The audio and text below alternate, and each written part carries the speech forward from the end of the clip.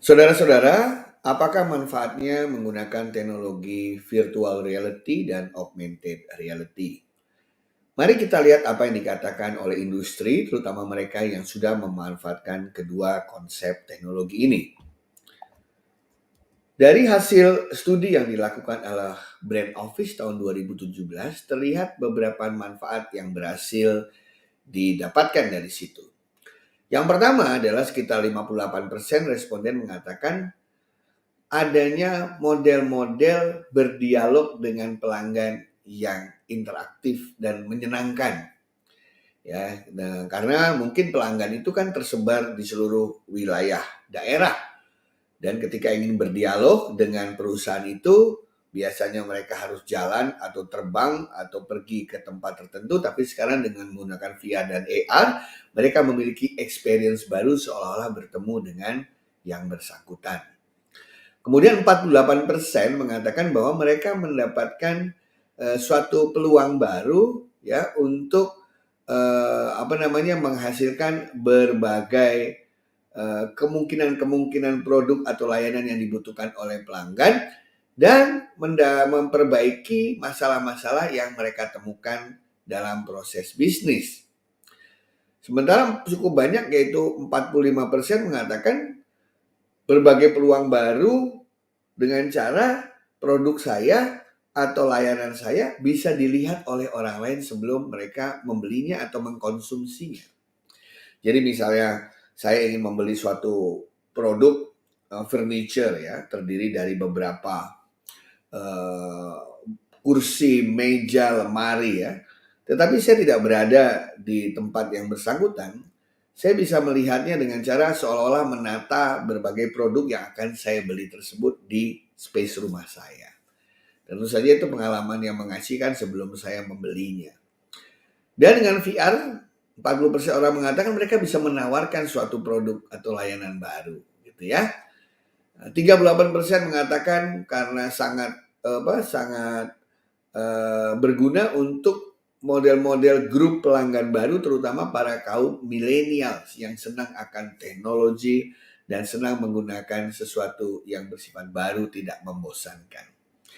Di dalam bidang desain industri misalnya, mereka banyak menggunakan AR dan VR itu untuk merepresentasikan produk dalam bentuk virtual.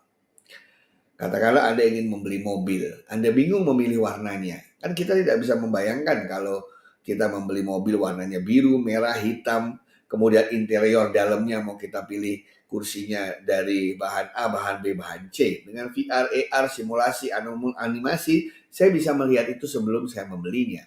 Jadi membantu desain industrial dalam menciptakan produk-produk yang diinginkan oleh pelanggannya. Dan dengan itu juga mereka bisa memproduksi sesuatu sebelum mereka bisa merancang sesuatu sebelum memproduksi dan memvalidasinya ke pelanggan. Jadi misalnya mereka ingin bikin sesuatu, mereka buat dalam bentuk AR, VR, barangnya belum jadi, baru ada barang virtual, dan mereka lempar ke calon pelanggan. Apakah menurut pelanggan ini menarik atau tidak, mereka akan membelinya atau tidak.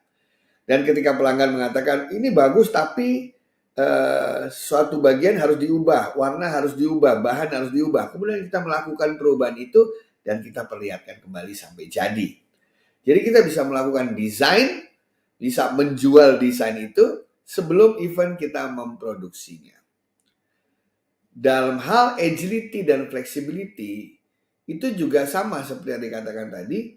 Saya bisa membuat ribuan jenis skenario, ribuan jenis model, ribuan jenis prototipe tanpa harus mengeluarkan banyak dana. Karena kita hanya tinggal merubah atribut dari produk-produk yang kita ciptakan. TV misalnya, tinggal kita ubah besarnya, kecilnya, kemudian fitur-fiturnya, desainnya, ya, sebelum kita benar-benar melakukan pengembangan dari televisi yang dimaksud. Atau termasuk kalau kita ingin membangun suatu buah rumah begitu ya. Nah, jadi lebih fleksibel, lebih agile kita dalam memenuhi kebutuhan pelanggan. Banyak sekali orang-orang di industri itu yang bekerja membuat produk itu berdasarkan asumsi. Setelah jadi dilempar ke luar ternyata produknya gagal. Nah, dengan menggunakan AR VR ini kita bisa mengiklankan, bisa melihat, bisa mentes pasar dan juga bisa fleksibel menyesuaikan kebutuhan yang ada. Dalam hal planning dan presentation biasanya dipakai gabungan antara virtual reality dan augmented reality, disebut dengan mixed reality. Sebagai contoh, orang yang ingin membeli suatu unit apartemen, dia datang ke apartemen itu tapi apartemennya baru jadi, masih kosong, belum ada furniture. Tapi ketika dia menggunakan goggle khusus, headset khusus, dia bisa melihat furniture sudah lengkap berada di dalam unit apartemen itu. Bahkan dia bisa memilih-milih, ada pilihannya, ada switch-nya, mau model interior design yang seperti apa. Gaya Romawi, gaya minimalis, gaya eksklusif, atau apa. Nah, ini adalah bagaimana mixed reality dipakai dalam mempresentasikan sebuah produk. Virtual reality conference juga bisa sangat menghemat waktu, biaya, cost ya. Misalnya pertemuan antara para CEO, presiden direktur dari berbagai perusahaan terkemuka di dunia, tentu saja sulit mencari waktu di mana semua CEO bisa hadir secara fisik. Apalagi jika mereka berada di negara yang berbeda. Dengan VR, mereka bisa hadir dalam sebuah lingkungan conference secara maya. Ya, jadi konferensi inilah yang paling banyak sekarang mulai diarahkan untuk VR AR karena orang sudah mulai bosan menggunakan model-model teleconference yang mainstream gitu ya.